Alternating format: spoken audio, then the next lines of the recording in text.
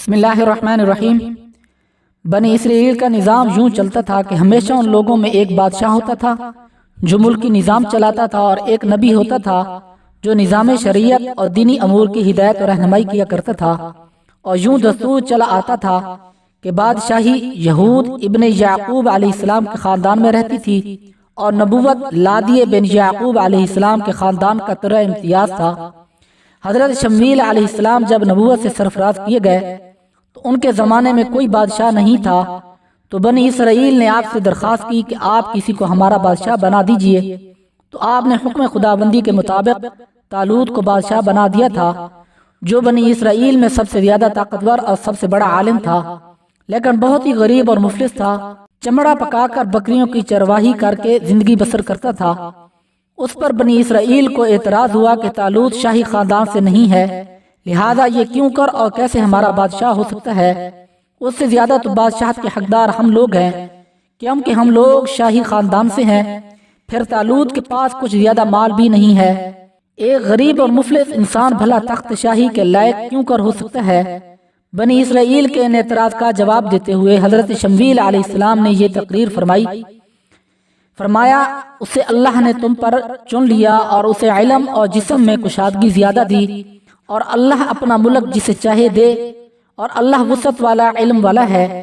اور ان سے ان کے نبی نے فرمایا اس کی بادشاہی کی نشانی یہ ہے کہ آئے تمہارے پاس تابوت جس میں تمہارے رب کی طرف سے دلوں کا چین ہے۔ چنانچہ تھوڑی ہی دیر کے بعد 4 فرشتے صندوق لے کر آ گئے، اور صندوق کو حضرت شمویل علیہ السلام کے پاس رکھ دیا۔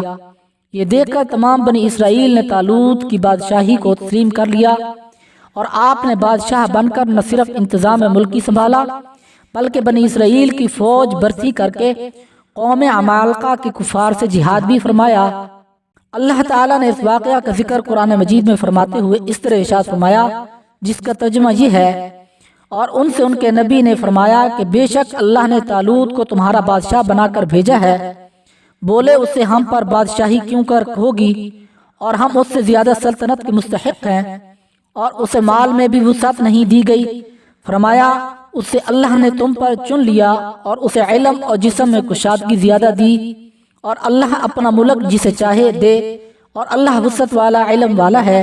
اور ان سے ان کے نبی نے فرمایا اس کی بادشاہی کی نشانی یہ ہے کہ آئے تمہارے پاس تابوت جس میں تمہارے رب کی طرف سے دلوں کا چین ہے، اور کچھ بچی ہوئی چیزیں ہیں، معزز موسیٰ اور معزز ہارون کے ترکہ کی اٹھاتے لائیں گے اسے فرشتے، بے شک اس میں بڑی نشانی ہے تمہارے لیے اگر ایمان رکھتے ہو۔ اس واقعہ سے جہاں بہت سے مسائل پر روشنی پڑتی ہے، ایک بہت ہی واضح درس یہ ملتا ہے کہ اللہ تعالیٰ کے فضل اور اس کی نوازش کی کوئی حد نہیں۔ وہ چاہے تو چھوٹے سے چھوٹے آدمی کو منٹوں بلکہ سیکنڈوں میں بڑے سے بڑا آدمی بنا دے۔ دیکھ لو حضرت طالوت ایک بہت ہی کم درجے کے آدمی تھے، اور اتنے مفلس تھے کہ یا تو دبگر تھے جو چمڑے کو دباغت دے کر اپنی روزی حاصل کرتے تھے، یا بکریاں چرا کر اس کی اجرت سے گزر بسر کرتے تھے، مگر لمحہ بھر میں اللہ تعالیٰ نے انہیں صاحب تخت و تاج بنا کر بادشاہ بنا دیا۔ اس واقعہ سے اور قرآن مجید کی عبارت سے معلوم ہوا کہ جسمانی توانائی اور علم کی وسعت بادشاہی کے لیے مالداری سے زیادہ ضروری ہے، کیونکہ بغیر جسمانی طاقت اور علم کے نظام ملکی کو چلانا اور سلطنت کا انتظام کرنا تقریباً محال اور ناممکن ہے۔ اس سے ظاہر ہوا کہ علم کا درجہ مال سے بہت بلند تر ہے۔